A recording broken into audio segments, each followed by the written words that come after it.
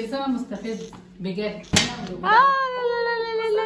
السلام عليكم ورحمة الله وبركاته، ازيكم يا جماعة عاملين ايه؟ ان شاء الله تكونوا بخير وبأحسن صحة وسعادة دايما ومتجمعين دايما في الخير ان شاء الله. النهارده بقى في يوم جديد وحلقة جديدة من قناة رانيا دود ومين واولادها احنا يعني. المهم يا جماعة قررت النهارده بما ان ماما طول اليوم في الشغل ولسه جايه من شوية قلت ما اجهز لها الحاجات ديت. غسلت كيلو رز، هنا عملت الطماطم والفلفل والخيار بتاعنا، هنا عملت التوابل، وهنا عملت البصل والثوم وقطعت لها ايه الشبت والكزبره. قلت هنعمل ايه بقى يا جماعه؟ يا ترى هنعمل ايه بالخلطه والحاجه دي؟ هنعمل بيها ايه؟ هنعمل الكبيبه بتاعت مين؟ بتاعت مين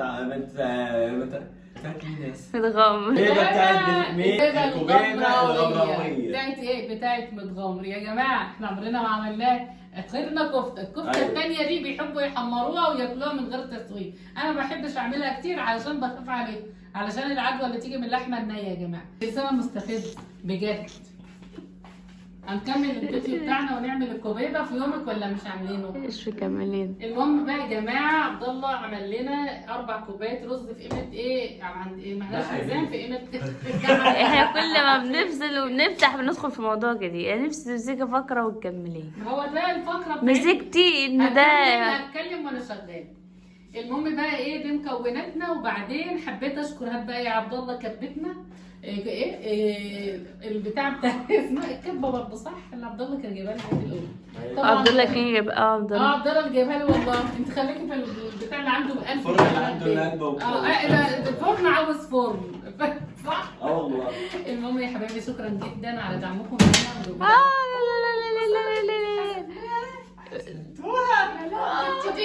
انا مالي؟ انت اللي قلتي كبتنا انا ولا قلت كبتنا ولا فرختنا؟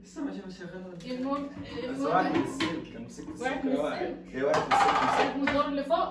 المهم يا حبايبي بقى زي ما احنا نزلنا لكم الفيديو اللي فات، كان فيديو قطعه الارض. تسلموا لي على كلامكم الجميل. ربنا يجعل كلامكم يا رب، ربنا يستجاب. وكلكم دعيتوا لي ربنا يفرجها عليا وابنيها، فيا رب يا رب يكتب لي الخير انا وعيالي، وفعلا نبنيها ونسكن فيها بوجودكم ووجودكم معانا ودعمكم لينا ودعائكم لينا. ده اكبر يعني خير ربنا كتبه لنا. ربنا ما يحرمنيش منكم ولا من دعائكم الجميل يا احلى متابعين. في ناس قالوا لي حته حلوه قوي يا رانيا ومكوحه جميل، تسلموا لي على رفعكم ايه معنوياتنا.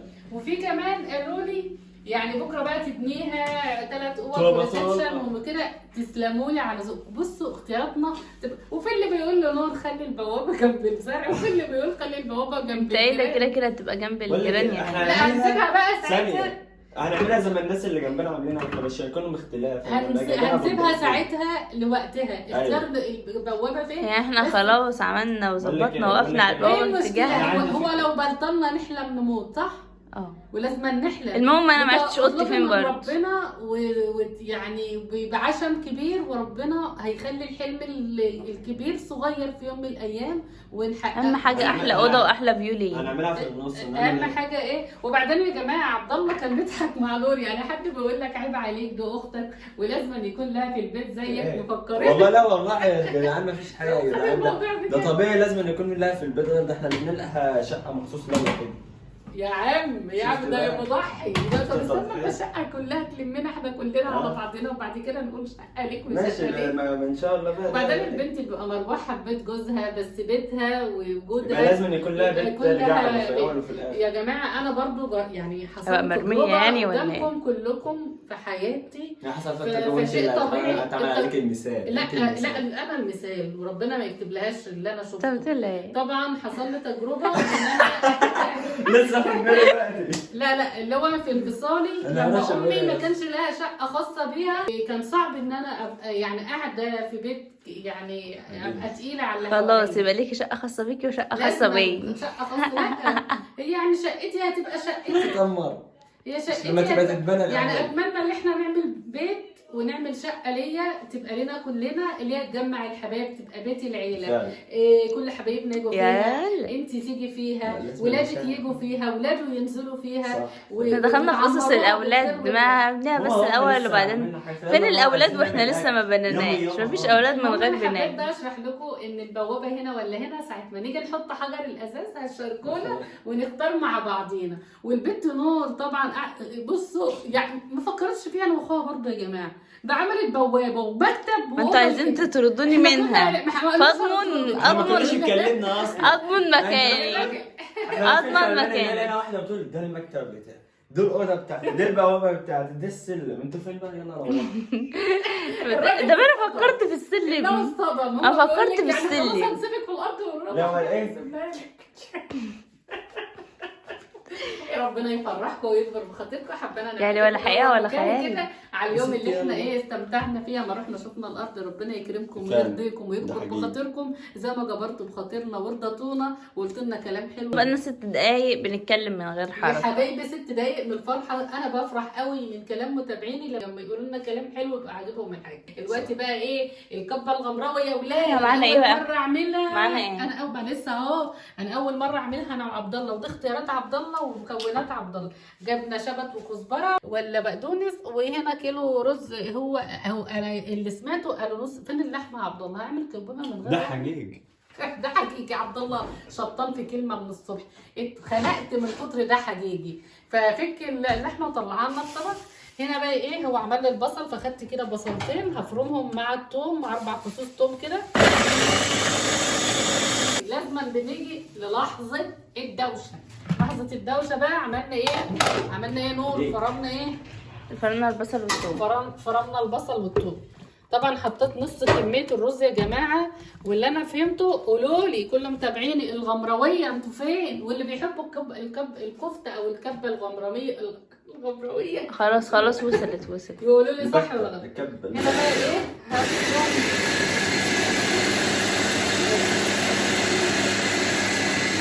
احنا ايه كده اتقسمت نصين. 2 3. الطرحه دي انا انزل بيها بكره. الله يحطط المعلم فوق.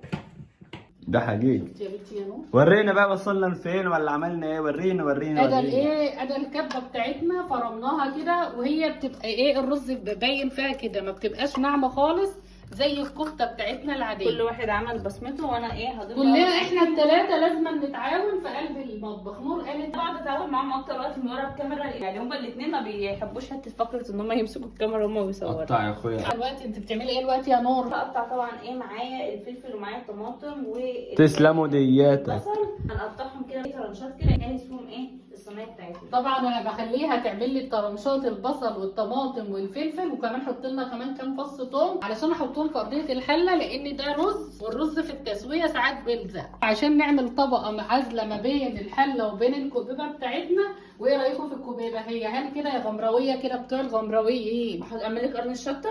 يلا حطي يلا بقى. أيوة هي بتبقى كده. هي بتبقى كده. دي بقى ايه؟ على فكره بتكزلك ما شاء الله يعني. الشرط ده انا بحب السكينه القديمه اللي هناك ده السمراء بتشتغل معايا سلم بصراحه يعني. كل حاجه هنا عاوزه تتسن بصراحه. هنا بقى جبت شويه زيت زي ما انتم شايفين. بعمل ايدي كده اعمل كور كده اهو كده كوره كده بالزيت وابططها كده واعملها كده بقى واظبطها وارصهم كده ايه زي جنب بعضهم زي الطعميه. يا رب يحسن ما بين ايدينا ويا رب تعجب ايه يا عبد الله. وقولوا لي كده كل حبايبي في الكومنتات يقولوا لي هل فعلا قدرت اعملها وفعلا يعني هي نفس الكبيبه. بس طبعا احنا لسه هنسويها يعني لسه هنشوف الدنيا. بس انا عارفه ان نور وعبد الله بيحبوا الكفته المتحمره. بنحبها احسن من دي طعميه. دي طعميه يا نور. هي شكل الطعميه برضه فعلا. بس انا مش عارفه يعني هي بتبقى كده ولا ايه؟ اساسا بتختبر. ايوه اول مره اعملها واول يعني مره انت مخترع حوار الطعميه ده دلوقتي يعني؟ لا هي بتتعمل بالطريقه دي. احنا مش مخترعين ودي له ناس وله بلد وله منشأه. يعني الكبابه اسمها كبابه غمراويه. تبقى منين؟ من مدى غامر. امال احنا ايه اللي احنا يا ماما؟ احنا لا انا مش عارفه بصراحه. حد يقول لنا بط الاهلاوي. بط الاهلاوي؟ لا ده اللي عندهم مشهورين بالبط دمياط. بط دمياط. لان البط دايما بيحب يعني اسمها ايه؟ نبرور الفسيخ، دمياط البط، متغمر طعميه. احنا البطاطس. احنا عارفين البطاطس بس بزراعتها مش بعمايل. ما هي زراعتها بقى احنا اللي بنزرعها. يعني هما مش احنا كل مكان. طبختنا فين اكلتنا؟ احنا بناكل كل الاكل بتاع الناس كلها. انت يا جماعه حد يكون تبعنا هنا يقول لنا احنا عندنا اكلتنا ايه؟ اكلة المصريين كلها كتمتوية. عندنا أكلة الكتمتوية. اسألها في المقابر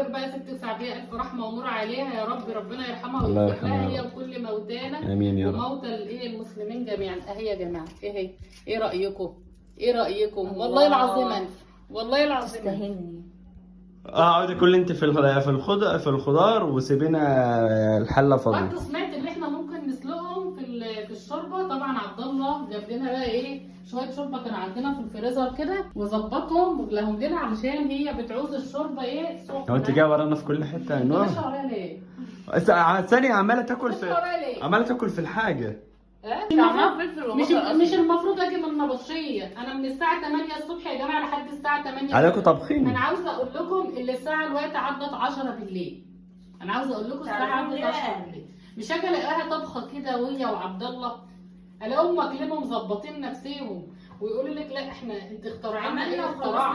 بالك لو بحبك لسه اكذب عليك. لا لا لا لا لا اكذب عليك لا لا لا لا لا. همسه ترى اكذب عليك. ما خلاص انتوا هتقعدوا تكدبوا عليه. قول لي انت انا ايه ما تجيب لي بر ونرسى. هو هيجيب لها يعني ايه الاغنيه الجايه دي؟ انا هجيبها هيجيب لها بار. بر ونرسى عليه. ايه ما تقول لي. طب والله انت شطور. طب يلا. ما انت بتغنى وما تدينا حته كده يا فنان. عم هو انا في الموسيقار ولا ايه؟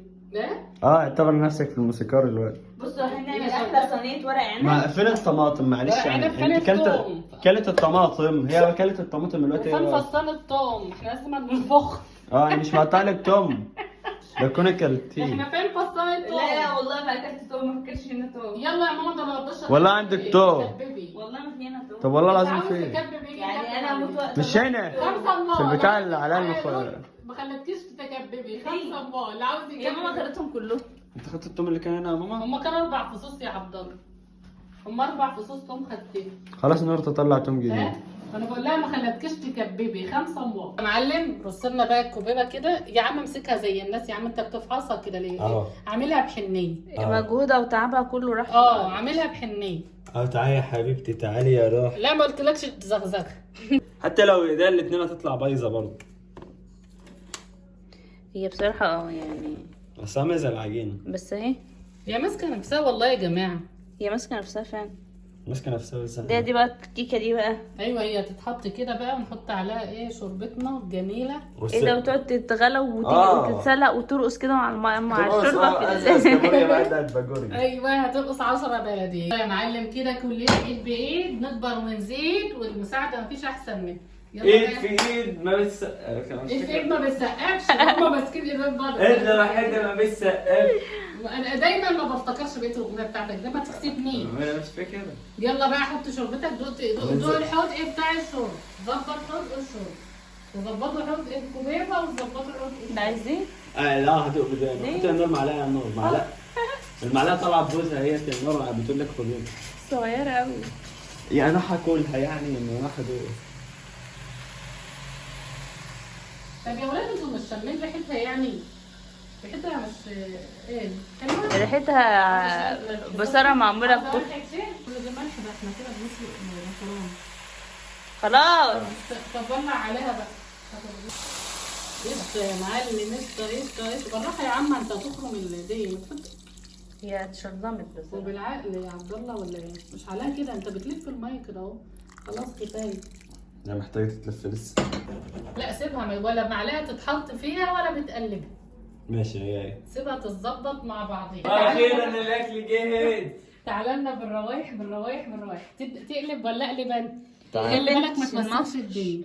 المفر. ايوه هو ايه لو احط مش هتفرق حط ولا حط. المهم اللي تقلب ولا اقلب ما انا. هحط جيب الصينيه احطها على ايدي هنا. لا مش هتظبط. مش هتظبط ليه؟ عشان هتلاقي فيها شوربه. طب خدي. طب يلا. شوف. انزل كده. تعالى نور. هياسب